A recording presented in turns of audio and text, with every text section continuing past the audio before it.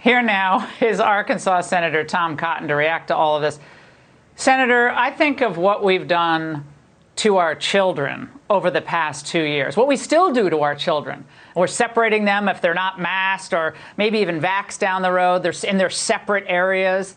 But people can just walk across our border unvaxxed and then get shipped basically wherever they want on the taxpayer's dime to just obviously take a job for less wages than the traditional Americans would get.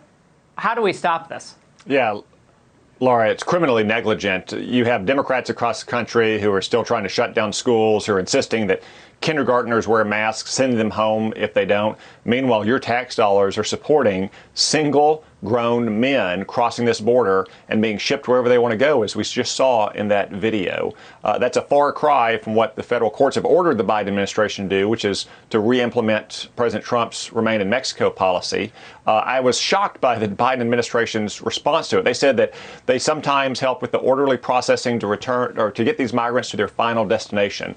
Well, Laura, when someone crosses our border illegally, their final destination should always be turning them around and sending them back to their home country. It shouldn't be putting them on a bus or an airplane at taxpayer expense to go wherever they want in the United States. And to your point, Senator, according to this DHS data that we have, this is from December, the numbers of those who were actually sent back were very, very low, just a few hundred. So doesn't this mean that they're defying what the court said about Remain in Mexico, and they're actually not doing that? I don't see how you could reach any other conclusion, Laura. When you see that video of single grown men, these are not little kids that were sent here with human traffickers. These are not pregnant women. These are not frail older people. These are single adult men who are plainly coming here not because of violence in their home country to escape persecution, but because they want to get a better job, a job that an American citizen could be doing. That's in direct violation of the court's order. One of the reasons we know this, the Biden administration had to respond and provide this information to the court. I hope the court holds them accountable. I hope they hold Secretary of DHS Mayorkas accountable for this. If they keep doing what they do, which is not enforce the law, America is essentially changed in profound ways going forward, maybe forever.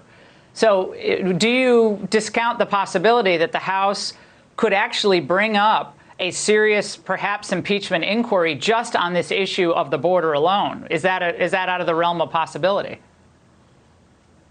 No, Laura, I don't think it's out of the realm of possibility because of all of the abuses of the Biden administration. I think what the Department of Homeland Security has done to undermine American sovereignty, to open our borders, to undercut wages and jobs for the American workers is probably the most egregious, and they're open about it. Secretary Mayorkas has said it in speeches that being illegally present in the country is no longer even a priority for deportation.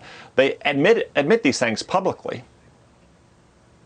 Finally, looks like Senator Chuck Schumer is now under fire for his handling of things in the Senate on the Democrat side. Politico reporting that staffers are incensed at Schumer. Now, you must be watching this. Maybe a little bit of schadenfreude here, glee. What is this, really quick? Laura, I can tell you that Chuck Schumer is protecting number one. That's Chuck Schumer. He is afraid of a left-wing primary challenge. He is especially afraid of Alexandria Ocasio-Cortez, and he is using his position as the Democrats' floor leader to protect himself and protect his left flank. He's not using it to solve problems for the American people, and he's forced his members to take very, very bad votes. And those votes cast by people like Mark Kelly in Arizona or Catherine Cortez Masto in Nevada are going to be centerpieces of our campaigns this fall, thanks to Chuck Schumer. All right, Senator, great to see you tonight. Thank you.